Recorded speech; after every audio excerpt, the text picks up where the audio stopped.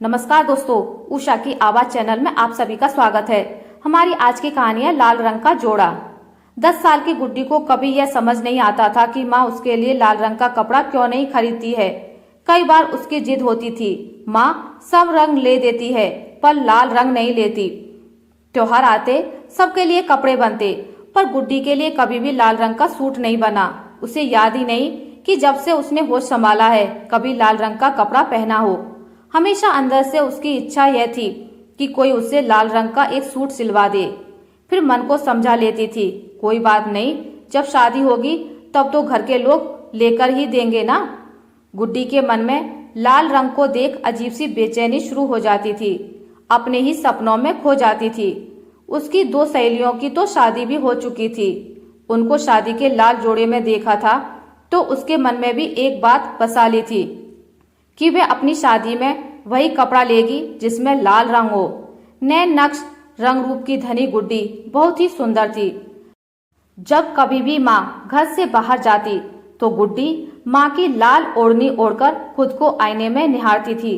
अपने गोरे मुखड़े को लाल रंग के निखार से देख शर्माकर जल्दी से दुपट्टा उतार माँ की अलमारी में रख देती थी। कुछ इसी तरह की कश्मकश में गुड्डी की जिंदगी कट रही थी। गांव के स्कूल में 5वीं तक की शिक्षा प्राप्त की थी और आगे की पढ़ाई के लिए दूसरे गांव जाना पड़ता था, इसलिए पिताजी ने आगे पढ़ने से इनकार कर दिया था।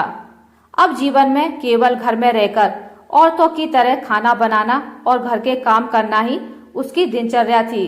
लेकिन मन के किसी कोने में एक आस थी कि जब मेरी शादी होगी तो मैं लाल रंग के कपड़े पहन लूंगी और आगे पढ़ाई करूंगी। समय के साथ उसने लोगों को बदलते देखा था पर अपने घर में उसे कहीं भी कोई बदलाव या कहिए कि आधुनिकता की कोई पहल नजर नहीं आती थी। पिताजी का स्वभाव कड़क था, उनसे हमेशा ही डर कर रही थी, इसलिए कभी भी अपने मन की बात नहीं कह पाई थी। जब जब माँ से उसने लाल रंग की बात की तो वो उसे डांट देती थी, नहीं तुम लाल रंग के कपड़े नहीं पहनोगी। अब इतनी बड़ी होने के बावजूद भी यह बात वह समझ नहीं पाई थी कि उसे लाल रंग के कपड़े क्यों नहीं पहनने दिए जाते हैं। आज घर में बड़ी हलचल थी। गुड्डी को समझ नहीं आ रहा था कि घर में क्या चल रहा है। जो भी कोई बात करता था गुड्डी के सामने कोई बात नहीं होती थी। माँ और पिताजी बार बार कमरे में जाकर बातें कर रहे थे। गुड्डी को यह समझ नहीं आ रहा था कि आखिर हो क्या रहा है। अब वह 18 साल की हो गई थी। रात में सोने से पहले माँ ने उसे बताया कि उसे ससुराल जाना है। उसे समझ नहीं आया कि कौन से ससुराल जाना है। उसकी तो शादी भी नहीं हुई, न डोली न बारात, फिर कौन सा ससुराल। पर घर आए 2 पुरुषों से यह कहकर मिलवाया गया कि यह तुम्हारे पिता ससुर हैं और यह तुम्हारे देवर हैं। अब तो वह इतनी बड़ी हो चुकी थी कि उसे ससुर और देवर का मतलब पता था, लेकिन शादी के लिए तो दूल्हा होता है, पर उसका ना होना उसको समझ नहीं आया। फिर पता चला कि वह बाल विधवा है। बहुत रोई, बहुत चिल्लाई, पर किसी ने उसकी ना सुनी। उसे सफेद जोड़े में ससुराल भेज दिया गया। उसके अंदर का लाल जोड़ा उसके अंदर ही जलकर राख हो गया। जब अपने माता पिता ने नहीं सोचा तो दूसरों से क्या आशा रखती, और भाग्य की विडंबना समझकर गुड्डी चुपचाप ससुराल चली गई, जहां उसने अपना जीवन ससुराल की सेवा व इसे ही अपना भाग्य समझकर स्वीकार कर लिया। देवर उम्र में गुड्डी से 5 साल बड़ा था और उसकी शादी है, इसलिए ससुराल वाले अब गुड्डी को लिवा लाए थे। ससुराल के घर में खूब रौनक थी, लेकिन किसी को यह चिंता नहीं थी कि इतनी छोटी गुड्डी के भी कुछ अरमान होंगे जो केवल एक बाल विवाह के अंदर दबकर रह गए थे। खैर, अब गुड्डी ने अपने आप को समझा लिया था। देवर की शादी बहुत धूमधाम से हुई, लेकिन फिर भी उसके लिए लाल जोड़ा नहीं आया। देवरानी के रूप में एक छोटी बहन उससे मिल गई थी। देवरानी बहुत प्यारी व समझदार थी। गुड्डी के साथ बहुत जल्दी घुल मिल गई थी। गुड्डी अब पहले से ज्यादा खुश रहती थी। सास बीमार रहती थी तो बड़ी बहू का फर्ज निभाते हुए पूरा घर संभाल लिया था गुड्डी ने। शादी के 2 साल बाद देवर के यहाँ लड़का पैदा हुआ, लेकिन भाग्य की विडंबना कहिए या परिवार का दुर्भाग्य, छोटी बहू की डिलीवरी के समय मृत्यु हो गई। पोता घर आ गया। सास बीमार रहती थी। बच्चे की सारी जिम्मेदारी गुड्डी के ऊपर आ गई। देवर तो एकदम गुमसुम हो गए थे। नन्ही जान का क्या होगा, यही सबकी चिंता का विषय था। घर की इतनी परेशानियों के बीच गुड्डी को तो एक जीता जागता खिलौना मिल गया था। सास ससुर देवर सब दुखी थे। गुड्डी को भी प्रभु से यही शिकायत रहती कि उसे खुशियां नसीब क्यों नहीं होती। घर में पोता आया तो देवरानी को छीन लिया। अब तो गुड्डी ने बिन माँ के बच्चे को माँ बनकर पालने का निश्चय कर लिया।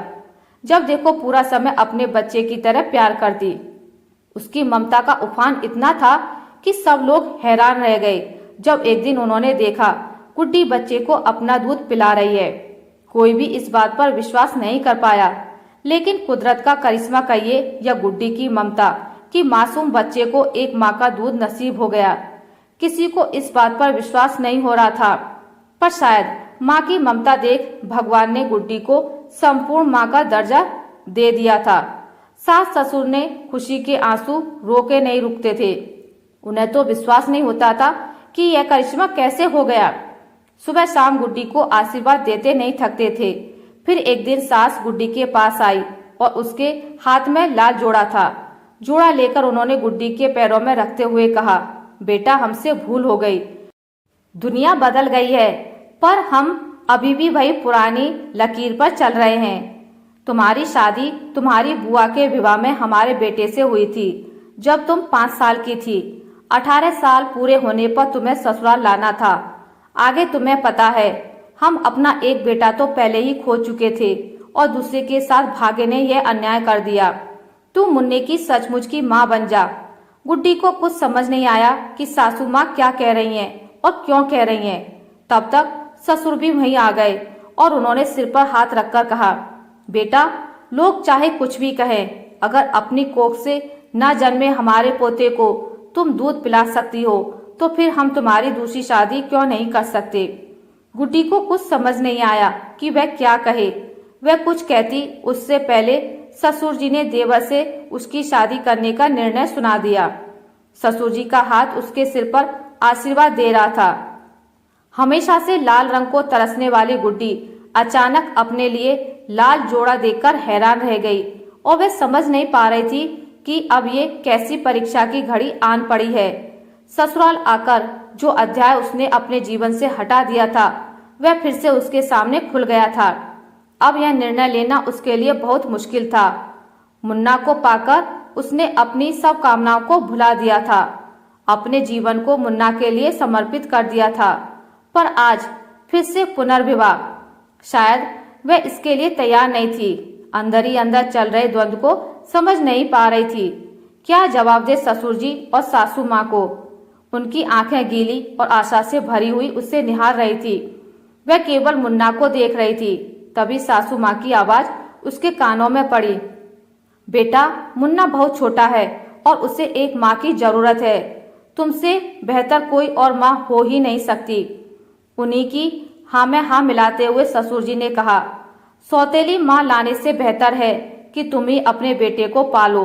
दूध पिलाया है इसे तुमने अपना, तुम ही इसकी माँ हो, असली माँ। अजीब सी कश्मकश और उलझन में फंसी वह सोच नहीं पा रही थी क्या जवाब दे, क्योंकि इस तरह की परिस्थिति का सामना उसे अब जिंदगी में करना पड़ेगा, यह उसने कभी नहीं सोचा था। वह गर्दन झुकाए बैठी रही। मुन्ना उसकी गोदी में किलकारियां ले रहा था। अचानक उसे लगा जैसे कोई और उससे उसका मुन्ना छीन रहा है और पता नहीं सौतेली माँ इसके साथ कैसा व्यवहार करेगी। बस यह विचार मन को हिला गया और उसने अपने सास ससुर जी को हाँ बोल दिया और अपने आप को और अपने मन को एक बार फिर से परिवार की खुशी के लिए कुर्बान होने के लिए तैयार कर लिया और पुनर्विवाह के लिए हाँ कर दी। सास ससुर की आंखों से बहती हुई अविरल धारा और मुन्ने की किलकारी सुन मन के कोने में खुशी या प्रभु इच्छा। गुड्डी ने लाल जोड़ा उठाया और मुन्ने के माथे से चूमा और सासू माँ व ससुर जी को मुस्कुराकर देखा और उनके पैर छूकर कमरे में दौड़ गई।